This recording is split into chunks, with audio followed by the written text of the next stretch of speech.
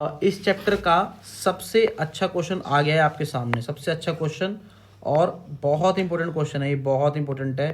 ठीक है, very important question है। अगर आप लोगों ने स्टैंडर्ड ले रखी है तो ये क्वेश्चन आपके लिए इंपॉर्टेंट है। ठीक है, आ सकता है एग्जाम के अंदर क्वेश्चन। ठीक है, तो कैसे क्वेश्चन है पहले हम लोग क्वेश्चन को समझेंगे। ठीक है, जैसे कि हम लोग आराम से टाइम लेके पढ़ते हैं तो हम आराम से टाइम लेके पढ़ेंगे।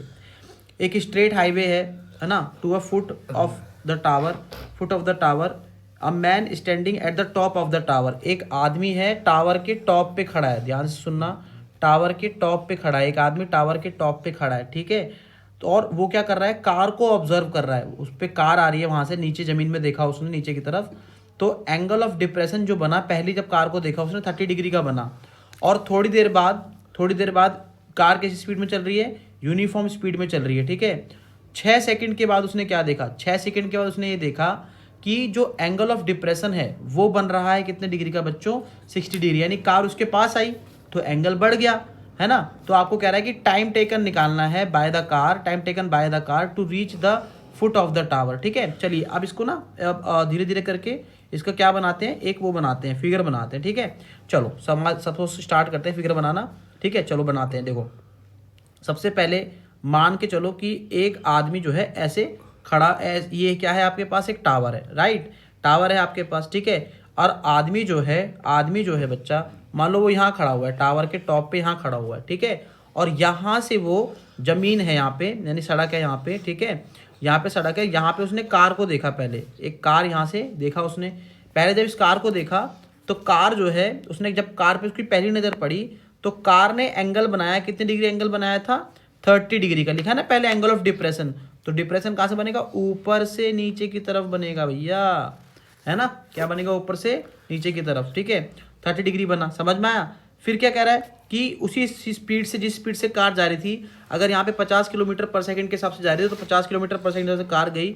और थोड़ी पास पहुँचते ही क्या हुआ कि जब थोड़ी देर पास पहुँची, थोड़ी उसके करीब और आई, तब उसने फिर देखा, 6 सेकंड के बाद जब उसने देखा तो कार यहाँ पर आ चुकी थी, थोड़ी और आगे आ चुकी थी, है ना, क्योंकि कार तो मूव कर रही है, थोड़ी ट्रेवल करेगी, मूव कर रही है तो, है ना। अब क्या हुआ, अब हुआ ये कि जो है आपको बताना है, बता रहा हूँ भी क्या बताना है। पहले इसको यहाँ पे लिख दो, यहाँ पे P, यहाँ पे Q, यहाँ पे R, यहाँ पे चलो मान लो T। ठीक है, यहाँ पे T। ठीक है, उसके बाद देखो यहाँ पे क्या करोगे। ठीक है, उसके बाद देखो यहाँ पे क्या करोगे, पहले तो एंगल लिख लो। एंगल यहाँ पे लिखेंगे, कितना आ गया एंगल, यहाँ पे एंगल आ गया 30 डिग्री।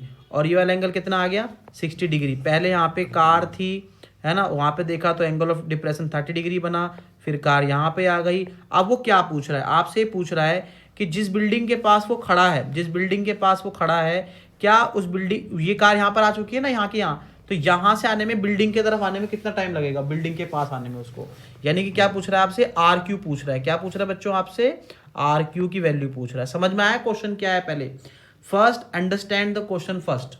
ठीक है, और यहाँ से आने में यहाँ तक कितना टाइम लगा था उसको, 6 सेकंड लगा था, है ना। इस कार को टी से आर पॉइंट आने पे कितना टाइम लगा था, 6 सेकंड लगा था। ठीक है, देखो इस क्वेश्चन को हम लोग 2-3 तरीके से कर सकते हैं, बट तरीका जो आसान है जिससे हम लोग कर सकते हैं, पहले उसको समझना। ठीक है, मैं आपको बताता हूँ इस तरीके को, इसमें समझना ध्यान से।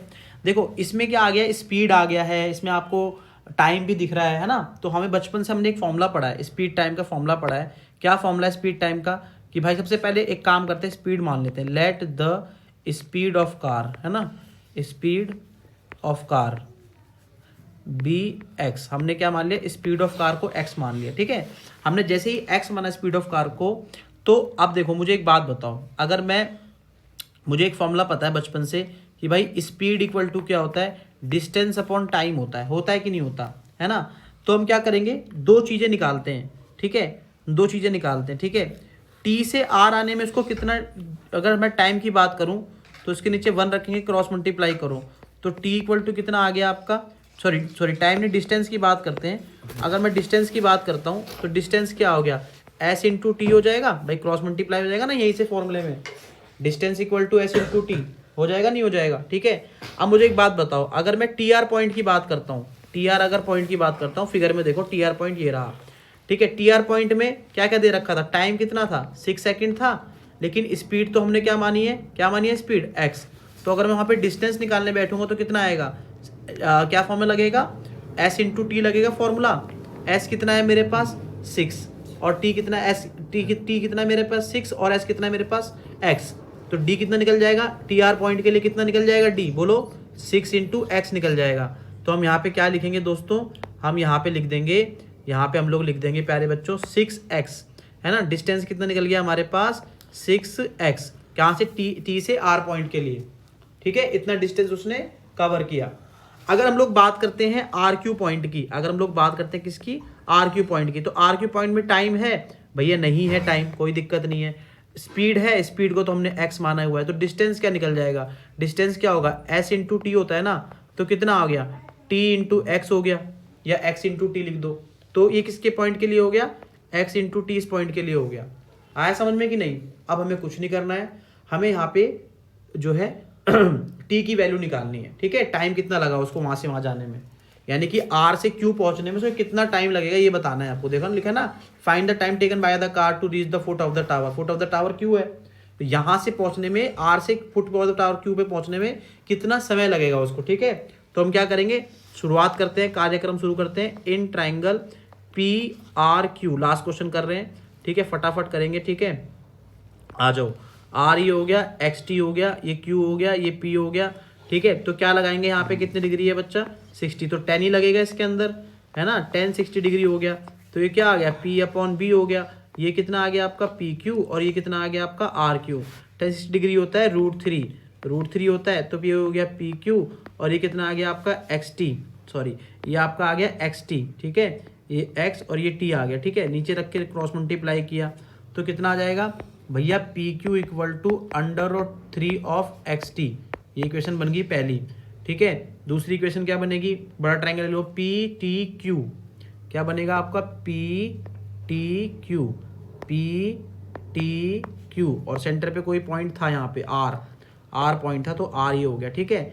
यहाँ पे आप देखोगे तो जो गिवन है ये आपका 6x है जी, ये आपका xt हमने लिया है, ठीक है, चलो ठीक है। तो कितने डिग्री एंगल था बच्चा, ये आपका 30 डिग्री, ठीक है। तो इन ट्राइंगल क्या ले लेंगे, PTQ, ठीक है, बहुत सिंपल क्वेश्चन है, ठीक है। कैसे लेंगे, 10 30 डिग्री लेंगे, है ना, 10 30 डिग्री क्या होगा बच्चा, PQ अपॉन में कितना आ जाएगा दोस्त TQ।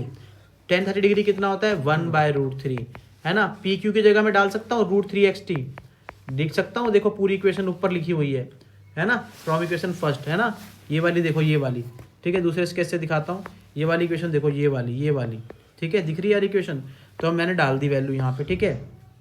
अब मैं TQ की जगह क्या लिख सकता हूँ, TQ इक्वल टू यहाँ पे लिख सकता हूँ TR प्लस QR, लिख सकता हूँ ना TR प्लस QR, तो मैं TQ की जगह लिखूंगा TR plus QR, cross multiply किया तो देखो क्रॉस मल्टीप्लाई करूंगा बच्चा, तो TR प्लस QR, √3 इंटू √3 कितना आ जाता है 3xt, और TR की वैल्यू क्या है 6x, QR की वैल्यू क्या है xt, और यहाँ पे कितना आ गया 3xt। इन दोनों में कॉमन क्या आ रहा है, इन दोनों में आपको कॉमन दिख रहा होगा, यहाँ पर भी आपको x दिख रहा है, यहाँ पर भी आपको x कॉमन दिख रहा है, तो x आप कॉमन निकाल लीजिए।